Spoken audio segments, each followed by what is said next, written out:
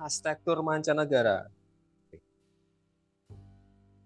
Bicara tentang apa yang terjadi di mancanegara namanya juga tuh. Tapi sebelumnya saya ingin tahu, ketika kalian melakukan perjalanan bersama Bu Almira terhadap arsitektur modern, menurut kalian arsitektur modern itu apa sih? Saya lihat tugasnya ada modern mula, modern puncak, modern akhir. Kemudian kalian belajar tokohnya. Kemudian coba dibandingkan antara satu periode dengan dua arsitek, coba dibandingkan.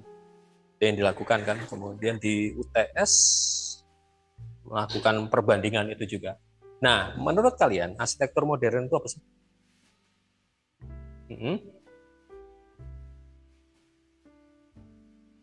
Secara spesifik, kalau tadi yang disampaikan perkembangan arsitektur, maka itu terjadi sejak zaman Yunani, sejak masa klasik apa?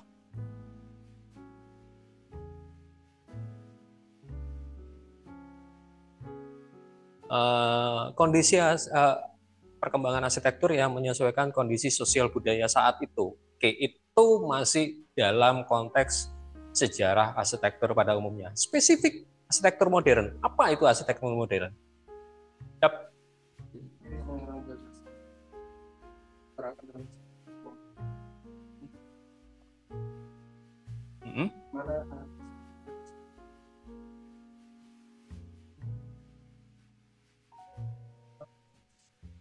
Oke, ada yang menarik dari pernyataannya adalah pengaruh revolusi industri. Yang keberapa? Revolusi industri itu ada 5 tahap. Yang mana? Kenapa demikian? Karena menurut hemat saya, perubahan terbesar di dalam perkembangan arsitektur hanya terjadi 2 kali. Masa klasik dan masa arsitektur modern. Udah. Masa klasik perwujudannya yang kalian nikmatin sekarang dengan penderitaan Vitruvius, trilogi Vitruvius, keindahan, kekuatan, dan kegunaan, firmitas, utilitas, dan venustas, itu terjadi masa-masa Renaissance. Saya tidak menyebut Renaissance karena Renaissance menoleh ke belakang, ke masa-masa klasik, masa-masa Yunani dan Romawi. Kemudian perubahan terbesar adalah di arsitektur modern. Sehingga benar ini revolusi industri yang kemudian mendorong terjadinya, ini yang saya catat kemarin, yang kemudian mendorong terjadinya perubahan besar di dalam dunia arsitektur. Ada depresi ekonomi, ada perang dunia pertama terutama. Kemudian istilah modern, hati-hati, sering terjadi, sering kepleset modern, modernitas, dan modernisme. Modernity, modernitas itu modernity, dan modernism. Semua punya konsekuensi yang berbeda. Modern sebenarnya asal katanya modo, itu lebih yang terjadi saat ini, just now, in a certain manner, apa yang terjadi saat ini. Tapi kemudian modern dipatok di dalam kerangka sejarah waktu, sejarah arsitektur yang mengacu pada waktu terjadi di masa-masa tadi setelah Perang Dunia Pertama.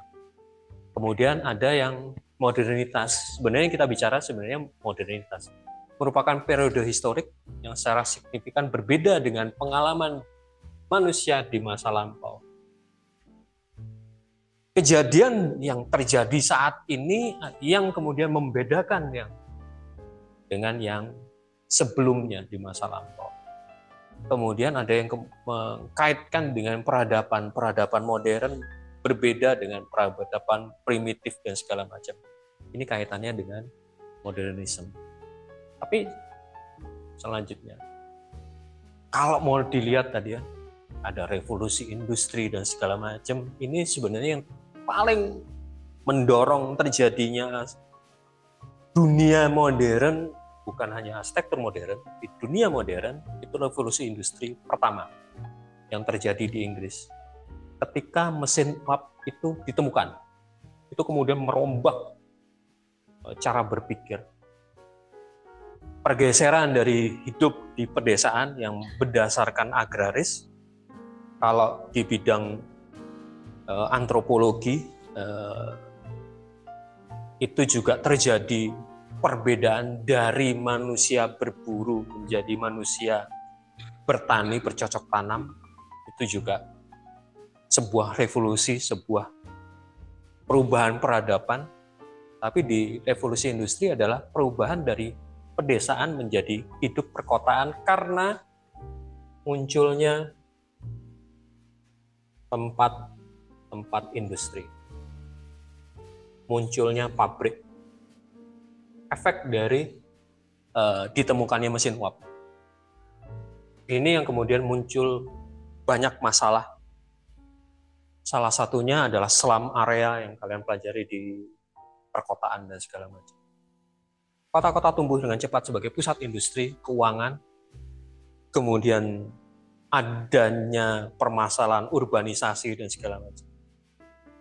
Ini yang perlu saya sampaikan di awal sebelum masuk ke arsitektur postmodern, karena saya ingin memberi pemahaman yang lebih luas untuk melihat arsitektur modern. Karena perubahan cara pandang, perubahan kehidupan, perubahan sosial budaya itu tidak hanya terjadi di arsitektur, tapi juga terjadi di semua lini kehidupan, salah satunya di seni lukis. Ngambil Pablo Picasso dan punyanya Salvador Dali. Kalau di Indonesia itu ada satu tokoh, saya lupa masukkan, itu Antonio Blanco yang ada di Bali, sahabat dekat dengan Salvador Dali. Kemudian bicara tentang psikoanalisisnya Freud yang memfokuskan pada perkembangan cara berpikir manusia. Ada ego, superego, dan id. Bicara. Jadi modernisme adalah respon kultural, respon budaya, dan artistik terhadap modernitas. Modernisme merupakan bentuk pemutusan hubungan dengan bentuk ekspresi yang tradisional. Sehingga kalau melihat lukisannya Picasso, melihat lukisannya Dali dengan konteks, dengan kacamata Michelangelo, kemudian Rafael dan segala macam, ya akan kebingungan, karena itu yang dicoba dihajar dan diperbaiki. Gaya surrealisme merupakan cara untuk menyatukan kembali alam, pengalaman sadar dan bawah sadar. Jadi karya ini itu dasar berpikirnya atau cara memahaminya pakai psikoanalitiknya Freud. Sehingga dunia mimpi dan fantasi dapat menyatu dengan dunia rasional sehari-hari dalam realita absolut dan surrealitas. Ini yang dimaksud perubahan cara berpikir dari yang sebelumnya klasik tradisional, hubungan antara manusia dengan yang kuasa, kemudian ekspresinya di dalam bentuk lukisan itu biasanya dilukis di atas plafon, di tempat-tempat ibadah, dan di sini lebih kepada ini, apa sih yang level alam bawah sadar ini yang dicoba diungkap oleh Pablo Picasso dan Salvador Dali dari sudut pandang modernisme. Dan dalam sastra juga muncul bahwa perkembangan revolusi industri, perkembangan banyaknya pabrik dan segala macam direspon oleh salah satunya Hemingway dan menulis buku ini, The Sun Also Rise, yang menceritakan tentang generasi yang hilang, efek dari Perang Dunia Pertama. Efek dari Perang Dunia Pertama, ada sekelompok generasi yang kemudian putus hubungan dengan kehidupan normal. Banyak nilai-nilai tradisional yang hancur. Karena memang itu efek dari perang yang kemudian dilanjutkan dengan Perang Dunia Kedua, makin amburadul gitu. Nah, ini yang kemudian sebenarnya menjadi latar belakang itu kenapa semalam saya minta kalian untuk nonton ini dulu sebelum kita masuk ke postmodern, supaya kalian bisa dapat kerangka berpikirnya bahwa apa yang terjadi di arsitektur modern sebenarnya sebuah respon terhadap perubahan besar di masyarakat. Ini sekaligus saya ingin mengajak kalian untuk melihat bahwa sebuah karya arsitektur itu tidak hanya sekedar olah bentuk, tidak hanya sekedar komposisinya saja, tapi sebenarnya karya arsitektur itu merespon apa yang terjadi di sekelilingnya, apa yang terjadi di masyarakat, apa yang terjadi di dunia ekonomi, politik, dan segala macam. Nah, itu makin tegas ketika bicara tentang postmodern. Postmodern akan menempatkan karya arsitektur sebagai sebuah bahasa. Karena perkembangan ilmu studi bahasa itu sangat pesat di masa-masa postmodern. Kenapa demikian? Karena setelah Perang Dunia Pertama muncul pemikiran modernisme dan segala macam, dilanjutkan dengan Perang Dunia Kedua yang jaraknya memang tidak terlalu jauh dengan Perang Dunia Pertama. Perang Dunia Kedua menghancurkan sebagian besar dunia, hanya tinggal Amerika dan sekutunya saja yang dianggap sebagai pemenang perang. Lalu berlanjut dengan Perang Dingin dan segala macam, itu yang saya bahas di sini sebenarnya. Sedikit banyak di latar belakang itu bagaimana posisi Perang Dunia Kedua terhadap postmodern. Lalu berlanjut sampai sekitar tahun 70, Amerika sibuk dengan Perang Vietnam, kemudian ada Woodstock Festival yang benar-benar mengguncang apa ya, sisi seni dunia sebenarnya. Efeknya adalah melihat sebuah karya arsitektur tidak lagi hanya sekedar permasalahan penyelesaian atau konsekuensi dari sebuah revolusi industri, tapi ada hal yang oleh modernisme itu tidak diselesaikan, yang kemudian turunannya di arsitektur modern. Ada cita-cita arsitektur modern yang justru tidak bisa diselesaikan oleh arsitektur modern itu sendiri, yaitu tentang bagaimana menempatkan manusia pada posisi manusia. Itu yang dibahas di video ini. Manusia di arsitektur modern karena pengaruh revolusi industri, karena pengaruh ekonomi,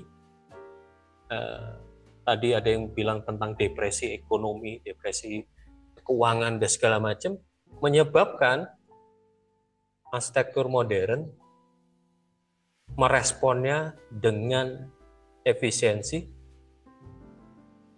dan efektivitas.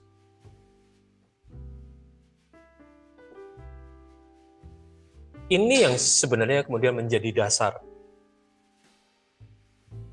Benarkah arsitektur itu bisa permasalahan kehidupan bisa diselesaikan dengan cara pendekatan efisiensi dan efektivitas? Banyak hal yang kemudian unsur manusianya itu tidak dianggap. Unsur manusianya tidak dianggap karena ujungnya adalah kalau kembali ke industri, ujungnya adalah modul yang ujungnya pada standarisasi manusia. Kalian menggunakan data arsitek itu kan sebenarnya ujung atau produk dari arsitektur modern. Manusia selalu tanda kutip dikurung dalam ukuran 40 satu manusia. 60 kalau lebar ini. Kalau 2 orang 120 dan segala. Jadi modul-modul itu sebenarnya menguntungkan untuk industri. Karena industri itu kan mass product. Jadi dengan manusia dengan ukuran spesial tanda kutip ya, baik yang kecil maupun yang extra large itu akan tersiksa ketika harus duduk di bangku seperti ini. Kebetulan di kelas ini nyaman-nyaman aja, hanya di mas itu mungkin kakinya agak nggak enak. Kan agak gantung gini kan. Ini terlalu pendek. Kalau yang lain, saya tidak melihat ada yang kalau duduk di bangku ini kakinya itu agak gantung. Karena tinggi kalian itu masih tinggi yang normal 155 sampai 170. Tinggimu di atas 180 ya. Coba. Kakinya enggak enak. Karena ini nyaman hanya untuk orang-orang 155 sampai 170. Di bawah itu kakinya akan gantung, akan pegel. Di atas itu kakinya akan, ketika duduk ini kakinya akan naik. Capek di sini. Untung bangkunya ada sandaran jadi bisa diselatkan. Itu permasalahannya, permasalahan yang kemudian coba dikritik atau coba dipahami lebih dalam di postmodern. Itu secara teknis ya, secara teknis ukuran dan segala macam. Tapi di sini kemudian menempatkan bahwa sebuah karya arsitektur adalah sebuah tanda, sebuah simbol. Muncul itu di studi linguistik apa yang disebut dengan ilmu tanda atau semiotik atau semiologi. Yaitu ilmu tentang menganalisis atau mengkaji tanda. Ini yang kemudian dipinjam oleh ilmu arsitektur untuk memahami, untuk kemudian berkreasi lebih lanjut. Menempatkan arsitektur sebagai sebuah sistem tanda. Ada buku, Science, Symbol, and Architecture, kemudian ada buku Complexity and Contradiction in Architecture karyanya Robert Venturi, yang kemudian ini menjadi buku pegangan atau buku acuan kalau ingin belajar memahami postmodern. Kemudian di sisi lain perkembangan semiotika, ilmu tentang tanda tersebut pada dekonstruksi, terutama mengacu pada apa yang dibuat oleh Derrida di Of Grammatology-nya. Ini yang saya janji baik di mata kuliah filsafat maupun di mancanegara saya akan bahas khusus tentang ini. Polar Work dan karyanya Bernard Sumi di Prancis, Foulis Parc de la Vérité, karyanya Bernard Sumi, yang karya tersebut ditulis atau dianalisis oleh Derrida dan Peter Eisenman. Jadi Polar Work ini adalah kolaborasi yang paling jelas dan paling tegas antara filsafat dan arsitektur. Itu kenapa mata kuliah filsafat itu muncul, karena memang ada contohnya. Ada contoh nyatanya bagaimana cara berpikir seorang filsuf diterapkan di dalam bentuk arsitektur. Atau contoh yang lain, karyanya tiba-tiba lupa namanya, Daniel Libeskind, Jewish Museum di Berlin, menempatkan karya arsitektur sebagai sebuah teks. Jadi karya ini itu tidak hanya dibaca secara bentuknya saja, tapi ini sebuah cerita. Jadi karya arsitektur itu sebuah narasi panjang, sebuah novel bisa dikatakan. Ini benar-benar membongkar pemahaman-pemahaman sebelumnya bahwa karya arsitektur hanya komposisi bentuk, hanya keindahan visual saja, atau kajian estetik pada umumnya, tapi sudah sampai ke kajian bahwa karya arsitektur itu bercerita.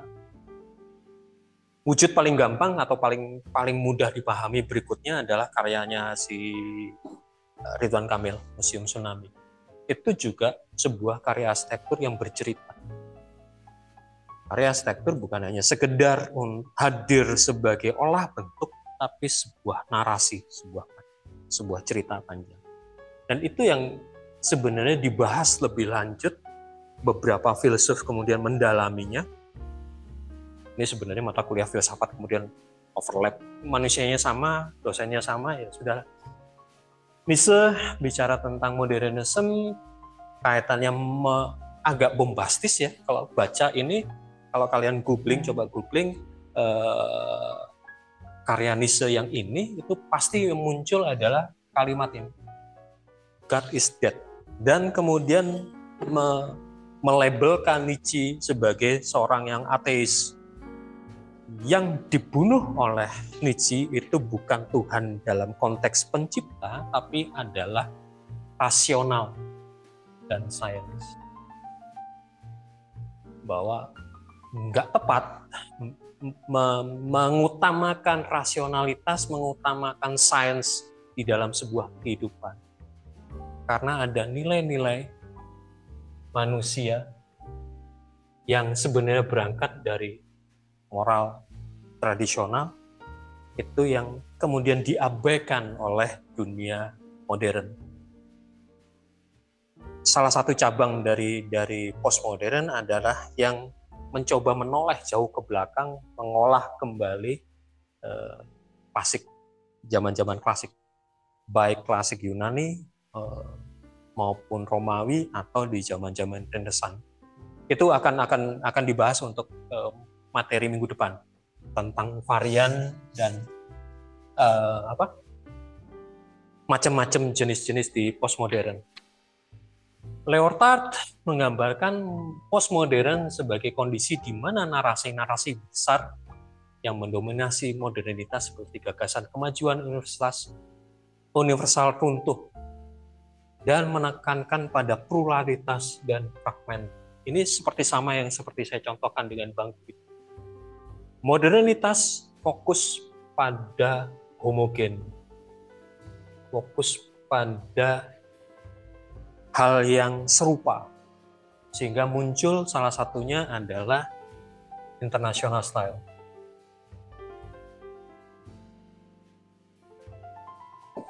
Sehingga tidak peduli bangunan ini berada di tepi sungai Musi atau berada di tepi sungai Thames atau di manapun, yang penting bentuknya kotak, kemudian kaca, dan ini open plan.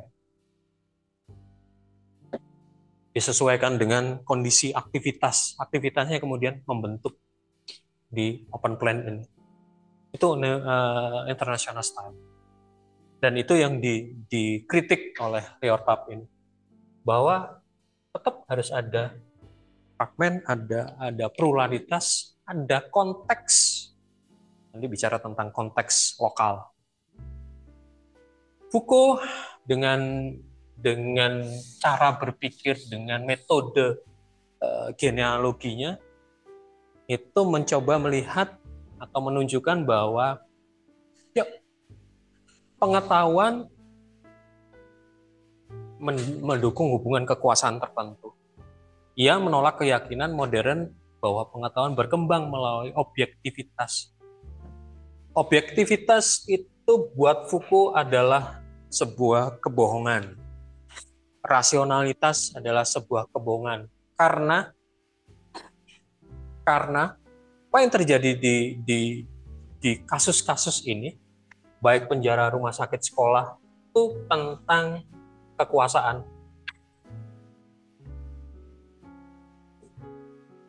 Sehingga salah satu jargon dari Foucault itu the power of knowledge.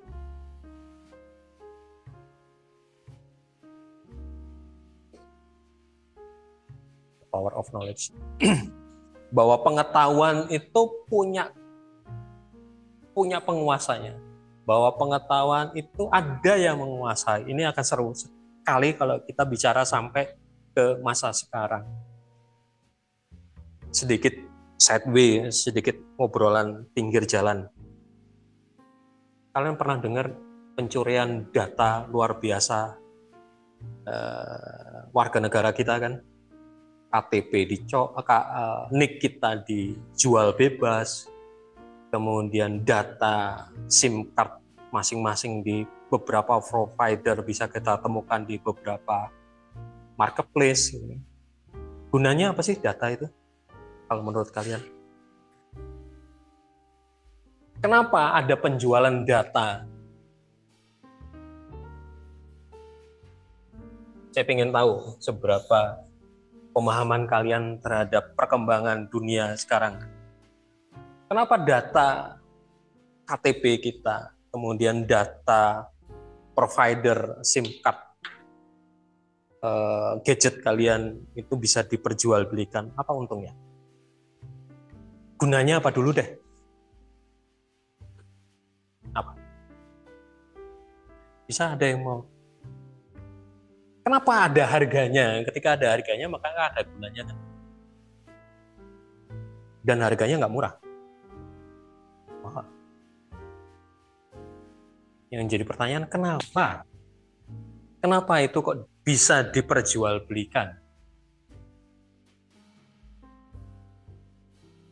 Ada yang bisa jawab? Karena di luar peserta mata kuliah mancanegara, silahkan.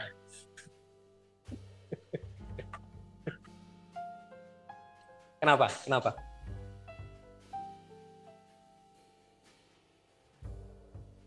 Karena pertarungan ke depan, pertarungan teknologi, pertarungan pengetahuan, bukan hanya pengetahuan, kekuasaan, itu masa depannya ada pada data.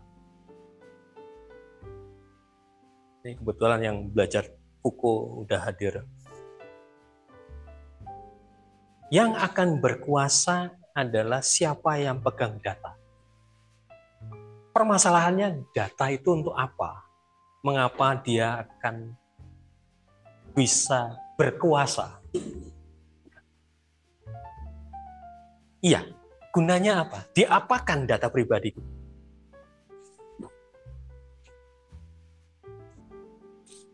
Ngaturnya gimana?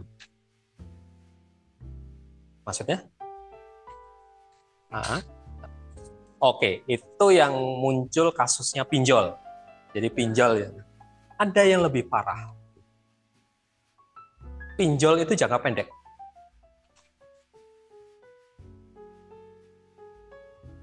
Data kalian yang terjual itu kalian akan di-tracking.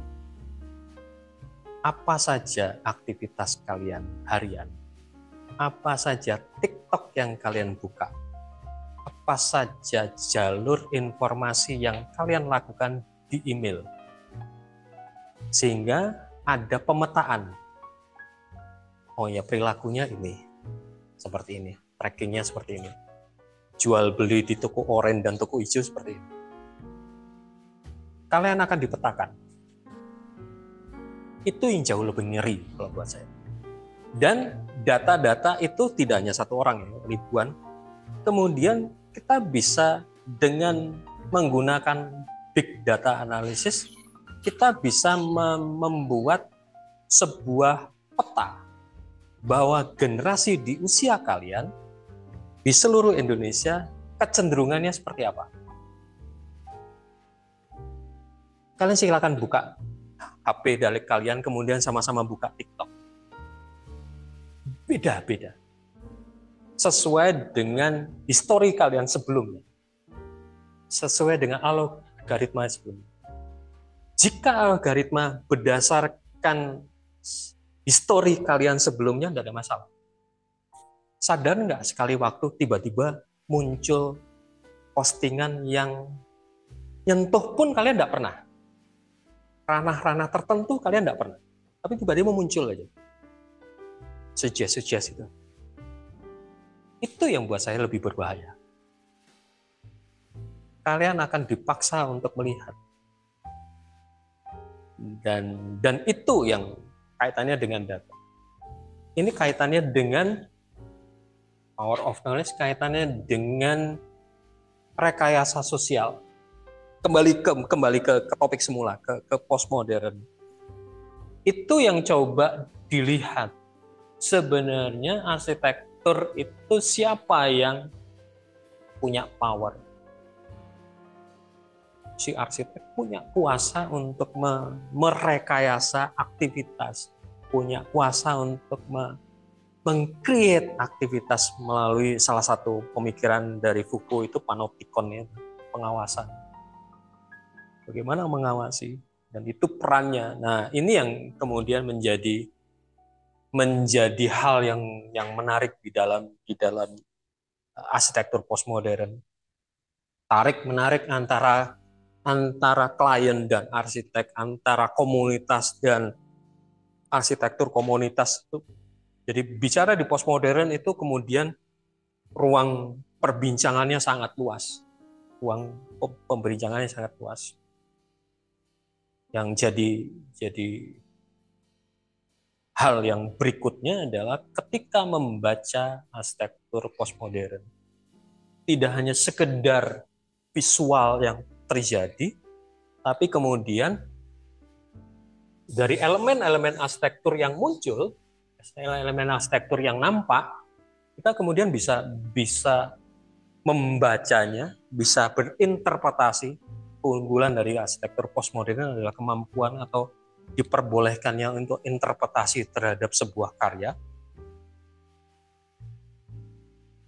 Sebuah karya arsitektur bisa multitafsir. Sebuah karya arsitektur bisa dari perspektif manapun, karena kita membacanya bukan hanya sekedar apa yang terjadi, namun sejarahnya apa, pengaruhnya apa konsekuensinya terhadap lingkungan dan segala macam. Kalau buat saya itu esensi dan peluang postmodern di dalam perkembangan kesejarahan arsitektur. Jadi kalian tidak akan lagi bicara di postmodern melihat sebuah karya, oh ya indah, oh ya kalau Jewish Museum, oh ya amburadul. Bukan pada itunya, tapi kita akan banyak berinterpretasi, bahkan sampai drawingnya, EED-nya kita bisa kemudian interpretasikan dengan sangat luas.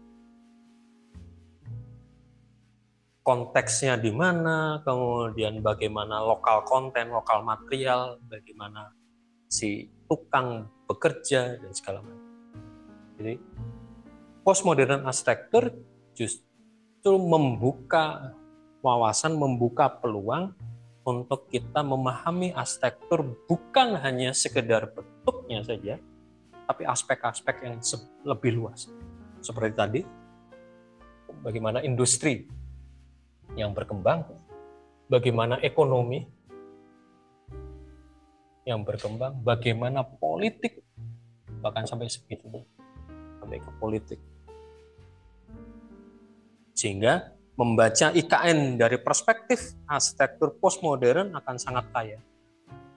Bukan hanya sekedar bentuk yang ditampilkan oleh Pak Nyoman Nuarte, tapi mengapa itu terjadi, apa kaitannya konteksnya dengan politiknya Pak Jokowi atau dengan selanjutnya.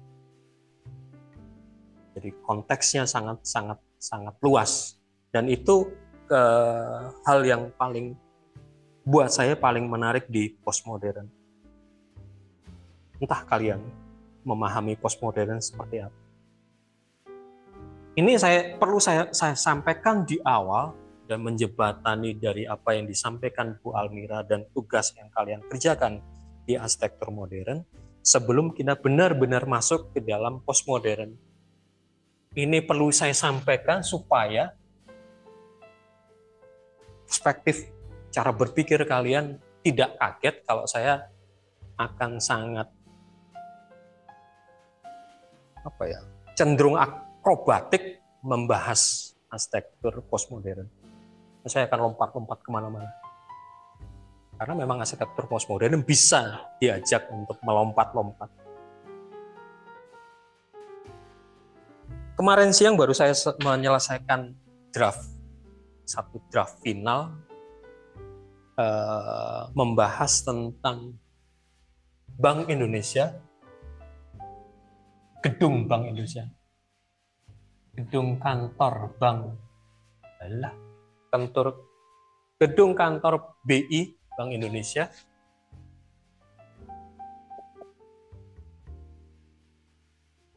terkait dengan perkembangan ekonomi, terkait dengan political will atau policy. Mundur ke belakang zamannya DJP, Djapas Bank, dan maju ke depan ke masa sekarang. Karena kacamatanya yang saya gunakan nanti mungkin minggu depan saya akan share kalau bentuk finalnya sudah beres. Oke. Ini sebagai pengantar, karena memang ini terakhir, sebagai pengantar sebelum kita benar-benar masuk ke postmodern, supaya kalian siap. Kalau toh umpamanya ada tugas, tolong kalian membaca karyanya Frank O. Gehry, umpamanya ya. Yang muncul pasti Guggenheim Museum, atau kalau bisa lebih detail Facebook Headquarters, atau seperti apa.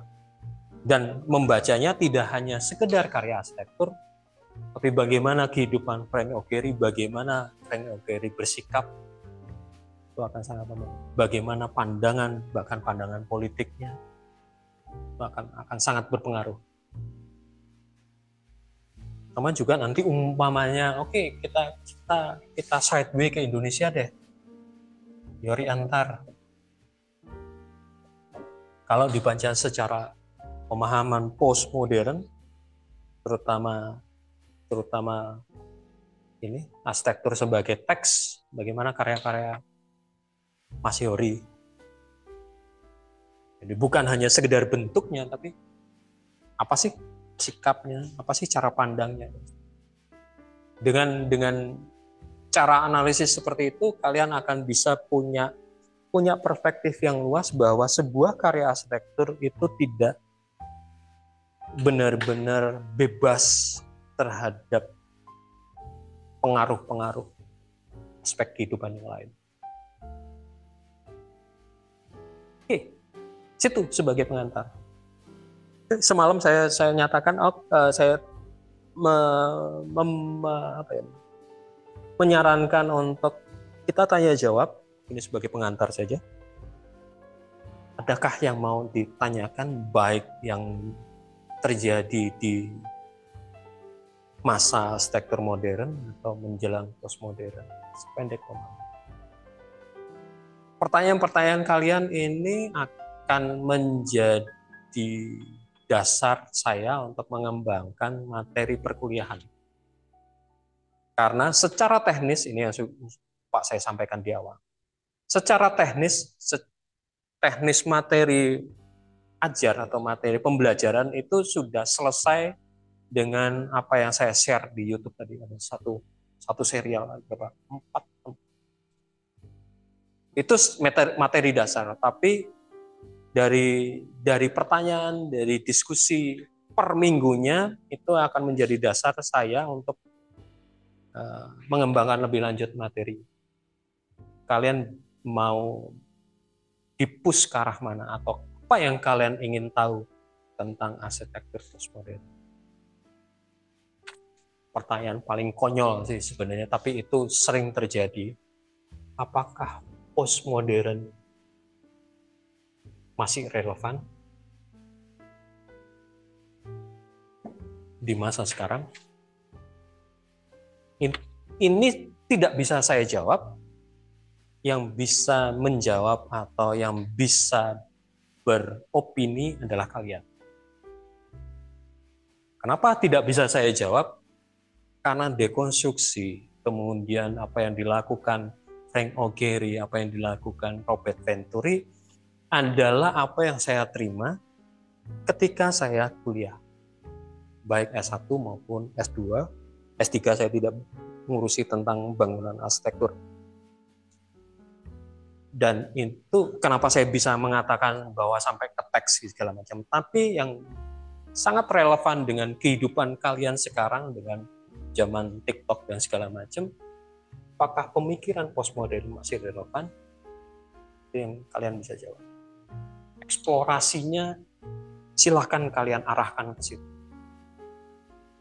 Tugas-tugas saya atau mungkin tugas akhir saya apakah masih masuk akal, masih relevan kalau menggunakan pendekatan postmodern jika pola pikirnya arsitektur adalah problem solving. Arsitektur adalah menyelesaikan masalah. Itu ya. Jadi dipersilahkan kalian untuk mengeksplor. Yuk, ada pertanyaan.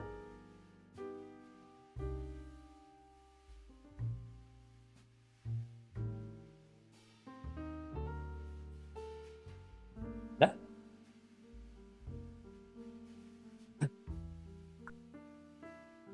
Silakan kalau ada pertanyaan.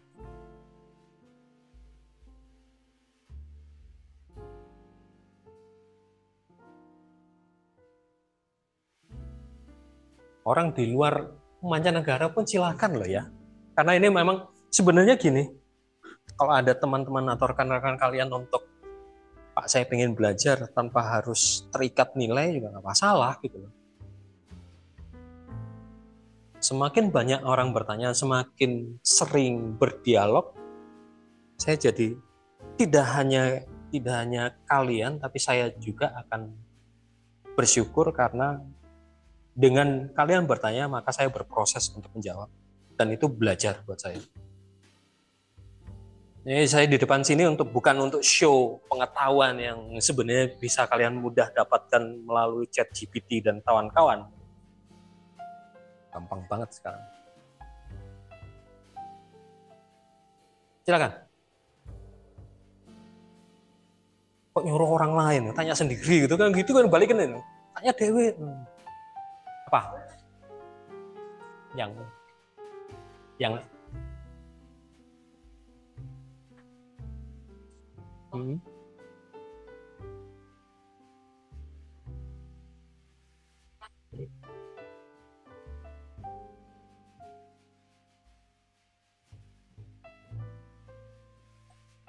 baik sama yang standar itu.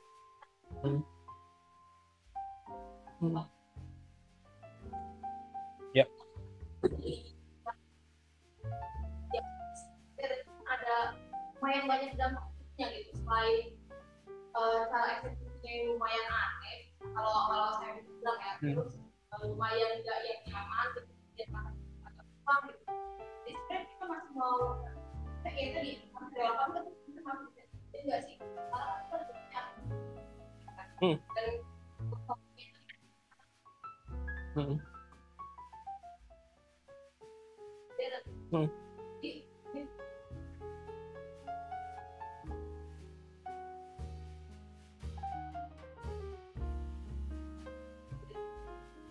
Ya, itu pertanyaan mendasar di kajian sejarah. Postmodern, acuan atau dewanya postmodern kan Charles Cheng. Sialnya Charles Cheng sudah selesai tugasnya di dunia ini. Dan buku terakhirnya ya di bagian terakhir di video tadi yang saya share itu tentang latar belakang. Dia berhenti di situ. Kemudian adakah sejarawan yang kemudian melanjutkan setelah postmodern apa? Belum ada hal yang pasti. Jadi munculnya pemikiran atau munculnya bahkan istilah postmodern itu gara-gara si manusia namanya Charles Cheng itu. Dan itu sebagai seorang sejarawan atau sebagai dalam ruang lingkup ilmu sejarah, ya mengacu ke situ. Berkembang sejak tahun hancurnya Pruit Ego itu 73 atau 7 berapa itu. Dan kemudian berkembang sampai sekitar tahun 90-an. Dekonstruksi dan sebagainya. Setelah itu apa? Muncul sekarang karena climate change dan segala macam yang sekarang menjadi tema booming, tema biofilik, biofilia, biomimikri, pokoknya bio-bioan itulah muncul. Apakah itu lanjutan? Saya juga nggak bisa pastikan. Pertanyaan ini kembali ke pertanyaan mendasar. Permasalahannya arsitektur itu bukan lagi di olah bentuknya, tapi justru permasalahan manusianya. Bagaimana manusia memanfaatkan ruang yang makin terbatas. Sideway dikit. Kalau pernah baca buku Homo Deus-nya Yuval Harari, itu kan memprediksi bahwa manusia akan sangat bisa berumur panjang karena mereka sudah bisa di masa depan manusia bisa menghack atau merekayasa genetikanya sehingga penyakit-penyakit keturunan dan segala macam bisa direkayasa. Efek umurnya makin panjang, maka jumlah penduduk kan makin gila-gilaan di dunia ini. Itu akan kalau logika itu kalian sadari, kalian akan sadar dan paham benar kenapa Elon Musk ngotot ke Mars. Kenapa Elon Musk ngotot ke bulan. Karena buat Elon Musk, bumi itu udah selesai. Kembali ke pertanyaannya. Lalu, apakah postmodern masih relevan? Postmodern sebagai sebuah style, sebagai sebuah olah bentuk, buat saya pribadi selesai.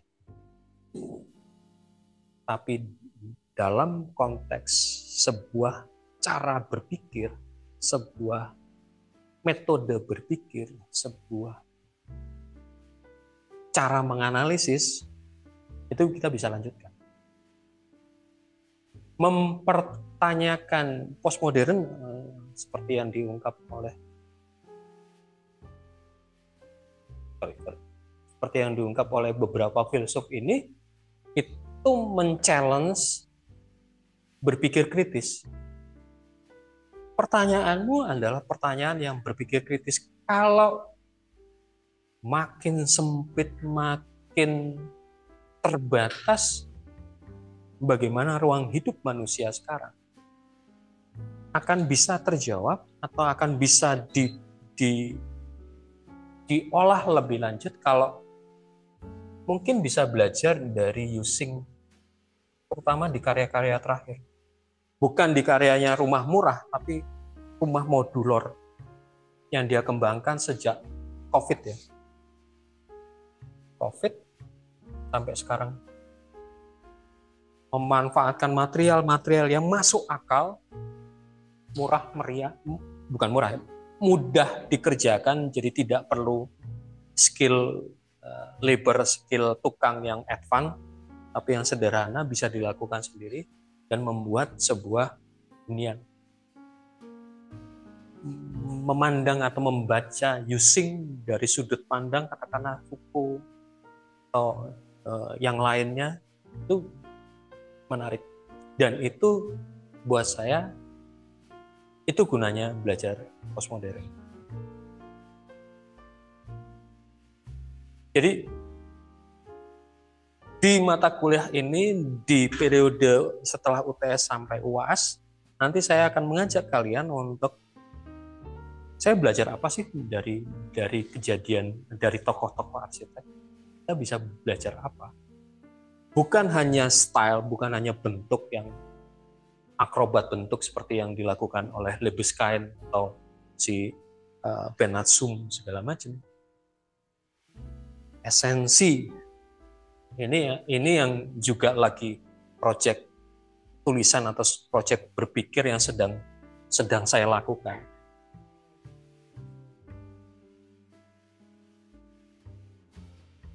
Gunanya apa?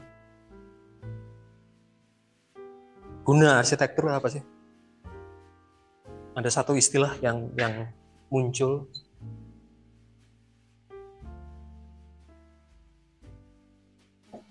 silakan kalian googling. Bukan merdeka tapi merdesa.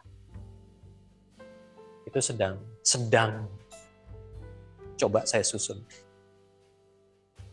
Semoga di bulan Desember sudah kelihatan minimal hasilnya. Merdesa, bukan merdeka. Makanya kalau setiap 17 Agustus saya selalu mengatakan merdesa, bukan merdeka.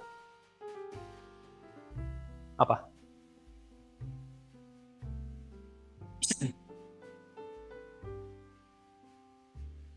KBBI ada, di KBBI ada, di ya.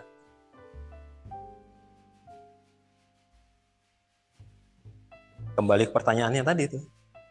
Arsitektur bukan sekedar problem solving, tapi merdesa tadi. Oke, terima kasih pertanyaannya. Akhirnya membuka jalan saya untuk kita bahas arsitekturnya akan sangat beda.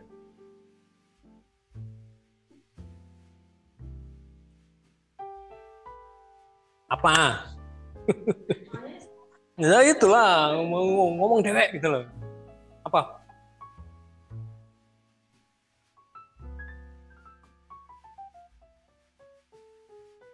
Yap.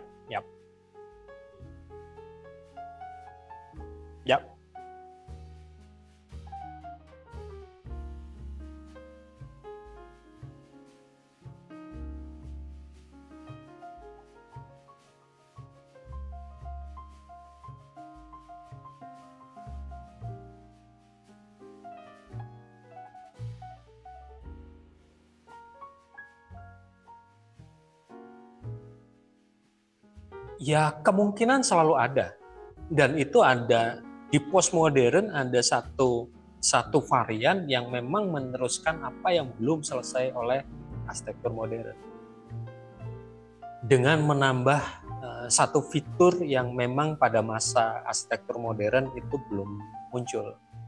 Itu teknologi smart buildingnya Jean Nouvel yang ada di pusat kebudayaan Arab di Prancis, Arabic apa gitu loh.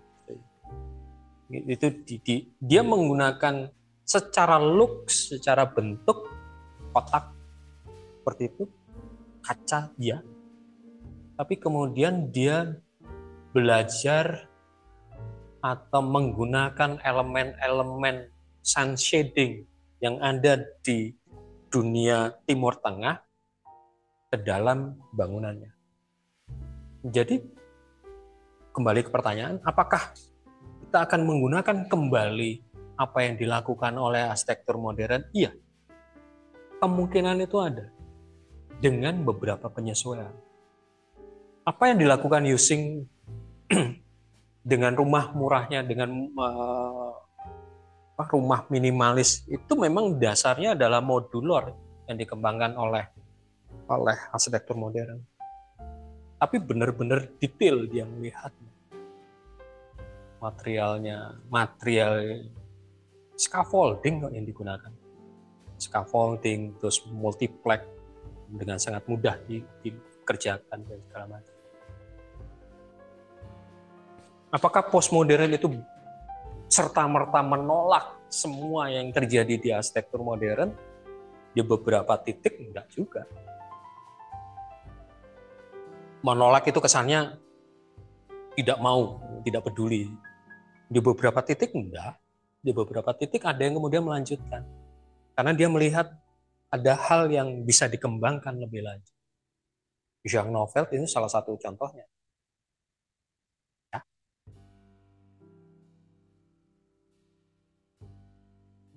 Bisa ke arah situ.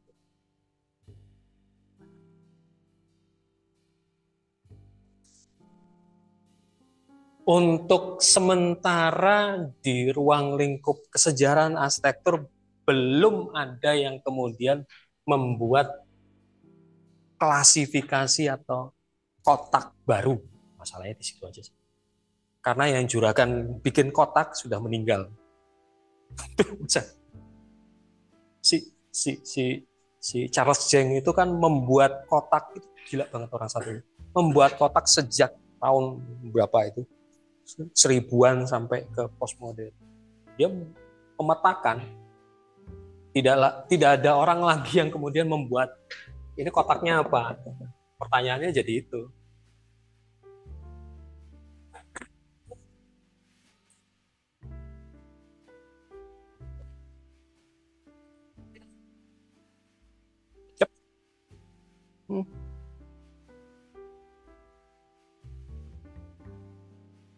Ya.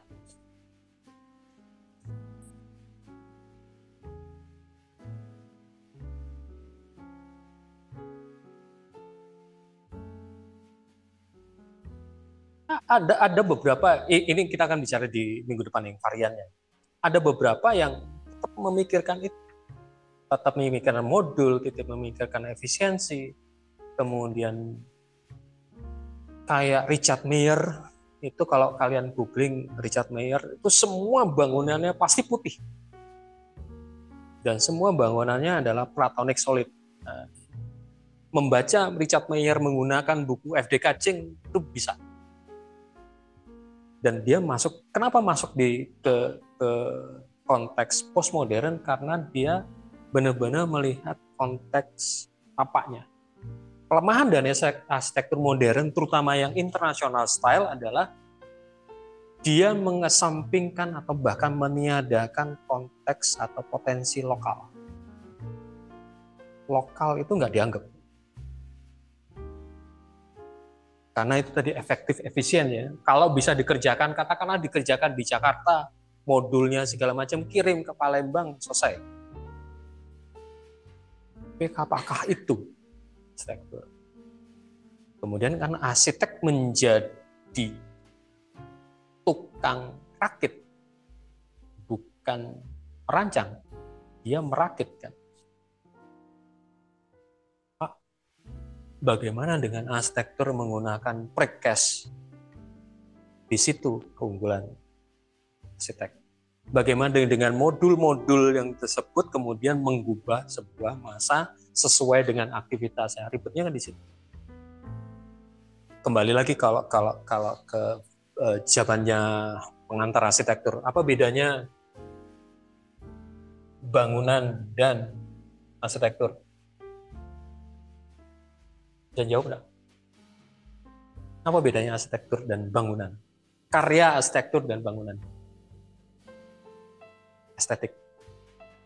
Ini dia punya kata indah atau estetik. Estetik di postmodern ini banyak banget. Estetika, efisiensi kah?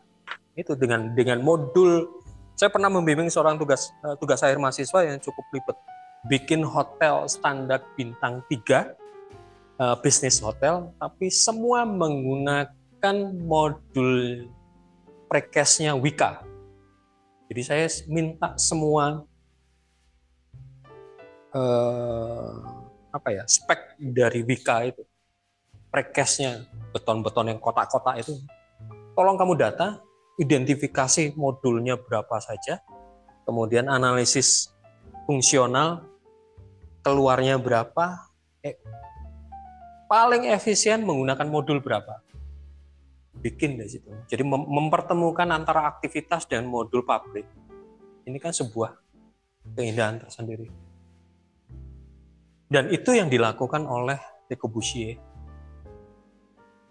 Cuman kemudian di modulornya Le Corbusier itu kemudian dipersempit, oke lah, mau nggak mau harus menggunakan ini gitu. Nggak ada pilihan lain. Sebenarnya ini kan ada kelasnya juga. Citos ini kan punya ada kelas. Kenapa ini ada di kelas ini? Ya, paling murah, paling masuk akal, banyak yang jual, paling banyak yang menggunakan, sudah. Itulah. Generalisir yang kemudian justru itu yang menjadi kelemahan dari arsitektur modern, yang ide dasarnya nggak itu. Ya. mukanya masih bingung.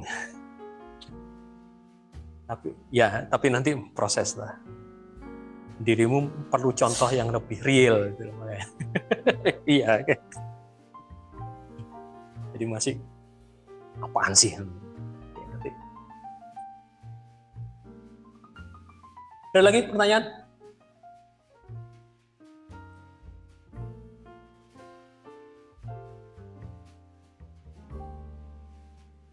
Jujur saya belum buka RPS dengan cukup detail ya, jadi sehingga saya juga lupa. Harusnya minggu pertama atau minggu ke-9 ini tugasnya apa? Saya melupakan hal yang esensial di dalam sebuah perkuliahan. Saya lupa, tapi udahlah next saja. Minggu depan aja. Saya lagi sedang menikmatin proses itunya. Proses perubahannya. Dan sampai detik ini kayaknya ini kelas yang cukup menjanjikan untuk kita banyak diskusi. Jadi nggak usah ragu untuk seperti biasa di kelas saya, nggak usah ragu untuk bertanya, untuk berkomentar, bahkan mendebat. Pak, nggak gitu deh. Ayo, kita berdialog. Oke, apa Karta Merdesa itu?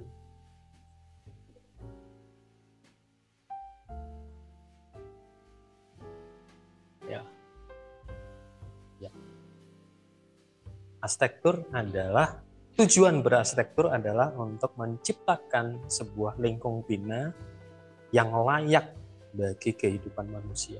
Buat saya itu sih esensinya sekarang. Perkara layaknya nanti kita lihat konteks tempatnya. Di urban mungkin permasalahan pemanfaatan ruang yang sangat efektif, efisien, mungkin ya. Di daerah pedesaan mungkin akan dengan pendekatan yang berbeda. Tapi esensinya adalah perancangan itu untuk sebuah kehidupan penghuninya yang lebih layak. Lebih layak, kata layak, kehidupan yang layak itu punya makna saat sekarang dan saat depan. Jadi sustainable design juga masuk di dalam ruang lingkup itu. Itu yang sedang coba saya kerjakan. Caranya bagaimana noleh ke belakang, jauh ke belakang. Nenek moyang kita ngapain. Dan itu pembelajaran dari apa yang dilakukan oleh salah satunya adalah Robert Venturi. Robert Venturi itu bongkar-bongkar bentuk-bentuk klasik dan segala macam. Sebenarnya arsitektur itu apa sih? Secara bentuk, secara sign and symbol dan segala macam. Bentuk arsitektur itu mau cerita apa, mau membuat tanda apa. Itu pertanyaan.